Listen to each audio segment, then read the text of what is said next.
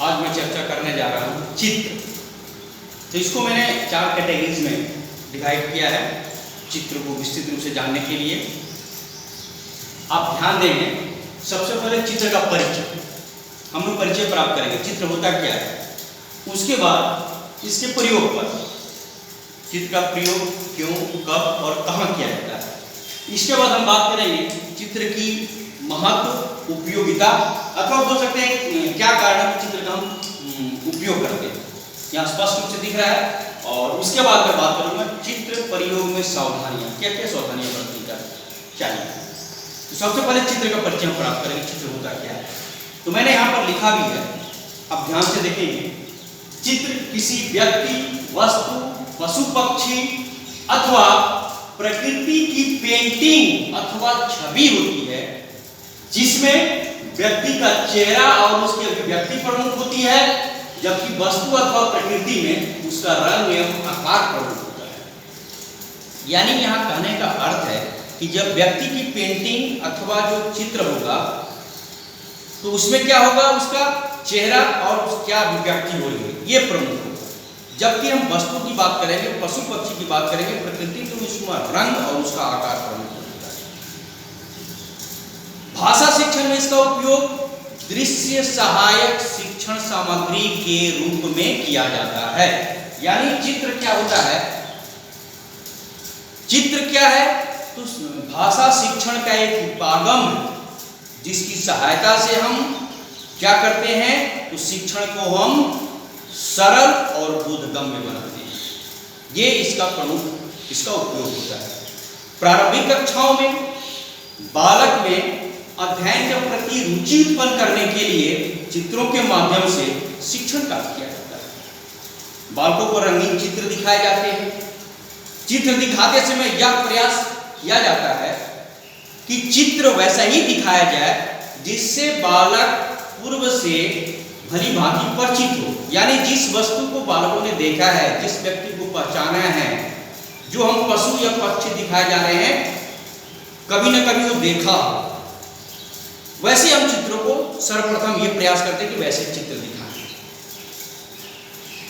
चित्र दिखाकर विभिन्न तरह के प्रश्न किया जाता है, किंतु प्रश्न कक्षा के स्तर के अनुसार, बालकों के स्तर के अनुसार किया जाता है। जैसे चित्र दिखाएंगे पूर्व प्राथमिक कक्षाओं के लिए तो हम वाचन करते जाते हैं, बालक उसका अनुकरण करता है। लेकिन प्राथमिक कक्षाओं की जब हम बात करें, चित्र दिखाते हैं, पूछे इसका नाम क्या है, चित्र का इसका रंग क्या है इत्यादि। बालक इन चित्रों को, जो व्यक्ति, वस्तु, पशु पक्षी का चित्र है, इन चित्रों को देखता है और पहचानने का प्रयास करता है। अधिकांश चित्रों को पहचानता भी। ये होता है उसका परिचय, ये चित्र का। अब हम आते हैं चित्रों का प्रयोग। चित्रों का प्रयोग बालकों के स्तर के अनुसार किया जाना चाहिए। पूर्व प्राथमिक कक्षा में छात्र, जब मैं छोटे छोटे कक्षाओं की शिशुओं की बात करेंगे, छोटे छोटे मासूम बच्चों की बात करेंगे, जैसे ही वो कक्षा में प्रवेश करते हैं उस समय की बात करते हैं। कहीं नर्सरी बोलते हैं, कहीं LKG बोलते हैं, कहीं 1 बोलते हैं। तो जब इन बालकों की हम जब चित्रों का प्रयोग करने में बात करते हैं तो इनको बोलते हैं पूर्व प्राथमिक कक्षाएं। उनके लिए क्या करते हैं, फल का नाम, रंग का नाम, पशु पक्षी का नाम, ये याद कराने के लिए बच्चों को चित्र दिखाते हैं। और एकदम पूर्व प्राथमिक की बात करें तो बच्चों को चित्र दिखाकर उसका नाम बताया जाता है। जैसे हम लोग बोलते हैं क से कमल, कमल का चित्र बना रहता है, और बोलते हैं क से कमल, ख से खरगोश, ग से गाय। यहाँ पर चित्र दिखाते हैं और अक्षर की पहचान करवाते हैं। तो यहाँ मेरा उद्देश्य क्या रहता है, पूर्व प्राथमिक के छात्रों को चित्र दिखाने का उद्देश्य अक्षर का ज्ञान कराएं, यानी लिपि बोध होता है उसको। उसके बाद आप जब प्राथमिक कक्षाओं की बात करते हैं, जो 4वीं से 5वीं 6वीं इन सब बच्चों की जब हम बात करेंगे तो एक चित्र दिखाते हैं, कहानी शिक्षण में उसका प्रयोग करते हैं। एक चित्र दिखा देते हैं, कौवा है, रोटी है, मुंह में लिया हुआ है, उसके नीचे लोमड़ी खड़ी है, और इसे हम प्रश्न करते हैं बालकों से, चित्र में आपको क्या दिखाई दे रहा है, ये कौन है, नाम बताएगा पक्षी का, कौवा नाम बताएगा पक्षी का, लोमड़ी। उसके बाद कौवा क्या कर रहा है, मुंह में रोटी है, लोमड़ी क्या कर रही है, क्यों उसे देख रही है, इत्यादि। इस तरह के प्रश्नों का करके उसकी कहानी को हम लोग सीखने के प्रति रुचि जागृत करते हैं। अब आते हैं माध्यमिक कक्षाओं में। माध्यमिक कक्षाओं में चित्रों को दिखाकर बालकों को शब्द भंडार में वृद्धि कराई जाती है और उससे क्या होता है, सृजनात्मक क्षमता का उनका विकास होता है। अब पूछेंगे कि कैसे माध्यमिक कक्षाओं में कैसे सृजनात्मक शक्ति का विकास होगा, शब्द भंडार में कैसे वृद्धि होगी, तो उनके चित्र का स्तर अलग होगा। पूर्व प्राथमिक में मैंने कहा क से कमल कमल ये सब चित्र दिखाएंगे, क से यानी अक्षर ज्ञान के लिए प्राथमिक कक्षाओं में क्या दिखाएंगे, कहानी बताने के लिए बालकों को चित्र दिखाएंगे। और जैसे माध्यमिक कक्षाओं में या उच्चतर माध्यमिक कक्षाओं में आते हैं तो हम एक चित्र बनाते हैं होली का त्योहार, होली के त्योहार का चित्र दिखा देंगे और उस चित्र में क्या रहेगा कि दिखाएंगे, अगर चित्र है तो चित्र में होली का त्योहार का चित्र दिखाते हुए कोई किसी को रंग लगा रहा है, किसी को गुलाल लगाया जा रहा है, कोई गले मिल रहे हैं, यानी रंगीन चित्र रहेगा, बड़ा सा चित्र रहेगा, स्पष्ट चित्र रहना चाहिए। और प्रश्न हम प्रारंभ करते हैं, यानी अपना है होली के त्योहार का विस्तृत जानकारी देना। और कैसे प्रश्न करेंगे, सबसे पहले यह चित्र किस पर्व और त्योहार से संबंधित है, निश्चित रूप से बालक देखेगा तो बनाएगा होली का। उसके बाद दूसरा प्रश्न करते हैं, इसमें कितने रंगों का प्रयोग हो रहा है, बालक कब ध्यान पूर्वक देखेगा, यानी इसको ध्यान को केंद्रित करने के लिए प्रश्न करते हैं कि इसमें कितने रंगों का प्रयोग हो रहा है, बालक ध्यान से देखना शुरू करेगा। और उसके बाद अगला प्रश्न करते हैं, तो बालक बता दिया कि यह होली पर्व है, यह त्योहार है, तो पूछते हैं यह त्योहार कब मनाया जाता है, समान गान में यह त्योहार कब मनाया जाता है। चौथा में पूछते हैं यह क्या संदेश दे रहा है। पांचवा प्रश्न कर सकते हैं, इसके पीछे कोई पौराणिक कथा या घटना है उसका वर्णन करें। यानी ये चित्र दिखाकर बालकों को ध्यान को हम केंद्रित कर देते हैं और जब प्रश्न का निर्माण करते हैं तो बालक रुचिपूर्वक सुनता है और उसको बोलने का प्रयास करता है, उससे मौखिक अभिव्यक्ति में उसकी वृद्धि होगी, नए नए शब्दों को सुनेगा, जानेगा। अब आइए इसकी महत्व, उपयोगिता और कारण पर हम यहाँ चर्चा करते हैं। यहाँ पर स्पष्ट लिखा हुआ है, आप लोग सभी ध्यान देंगे, ध्यान से सुनेंगे, आपको स्पष्ट समझ में आ जाएगा कि इसके महत्व क्या है, इसकी उपयोगिता क्या है, इसको क्या करना है। 7 मैंने उपयोगिता बताया है। सबसे पहला है पूर्व प्राथमिक कक्षाओं की हम बात करेंगे। पूर्व प्राथमिक कक्षाओं में बालकों को अक्षर ज्ञान में सहायक सिद्ध होता है। यानी पूर्व प्राथमिक कक्षाओं में बालकों को अक्षर ज्ञान कराने के लिए, शब्द ज्ञान कराने के लिए, पशु पक्षियों के नाम ज्ञान कराने के लिए इन चित्रों का प्रयोग किया जाता है। तो पहला देखिए या देखिए, सुनिए, पूर्व प्राथमिक कक्षाओं में बालकों को अक्षर ज्ञान में सहायक सिद्ध होता है। दूसरा, बालक चित्रों को देखकर उनके नाम, आकार, रंग आदि की जानकारी प्राप्त करते हैं। तीसरा, बालकों में सीखने के प्रति रुचि उत्पन्न होती है। तीसरा, मैं फिर से रिपीट कर रहा हूं, बालकों में सीखने के प्रति रुचि उत्पन्न होती है।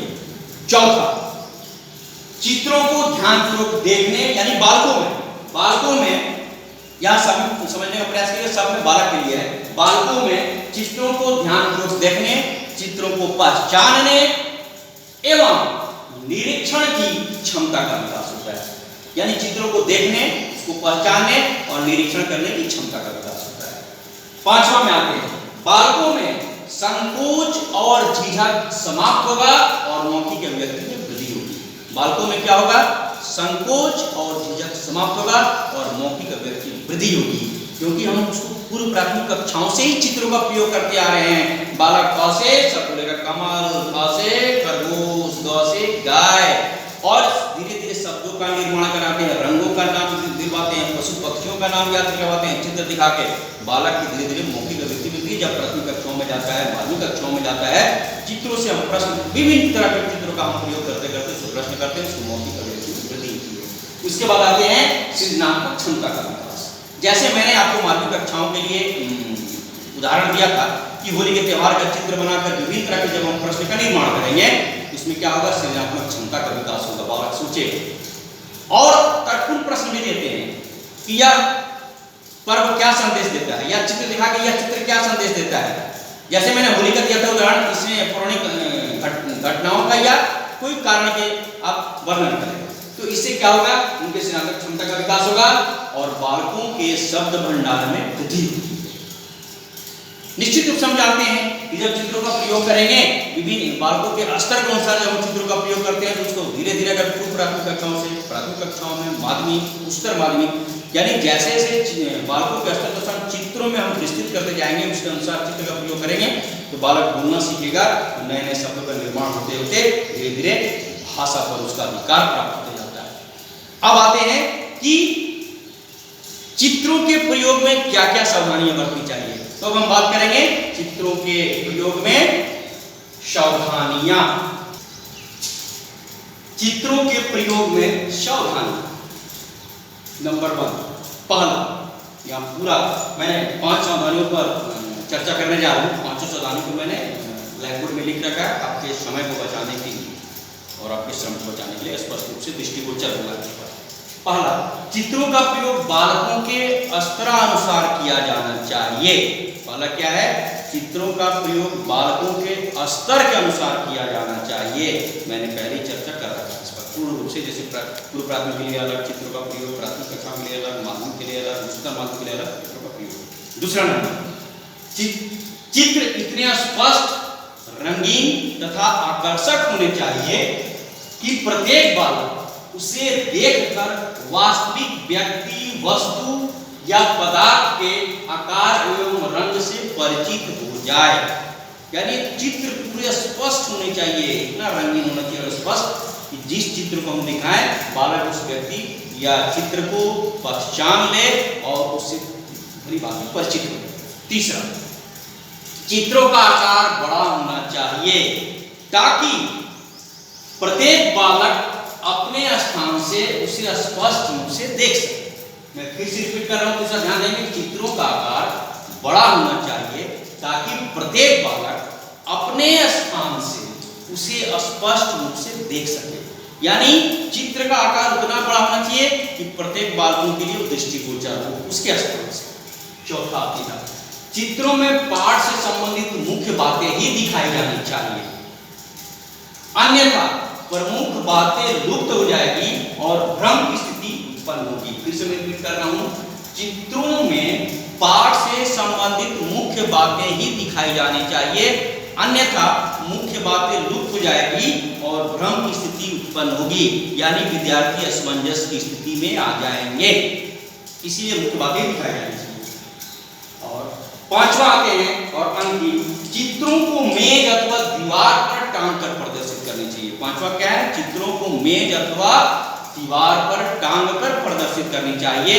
कभी कभी यह अक्सर दिखाया गया है कि शिक्षक हाथ में चित्र को टांग कर दिखाने लगते हैं तो उनके क्या होता है, दोनों हाथ में तो चित्र आ गया, उसको विस्तृत रूप से वर्णन नहीं कर पाएंगे। इसलिए आवश्यक होता है कि उसको दीवार पर टांग दें, मेज पर टांग दें, टांगने के बाद चित्र का पूर्ण रूप से वर्णन किया जाए। तो आज की कक्षाएं यहीं समाप्त हो जाती है।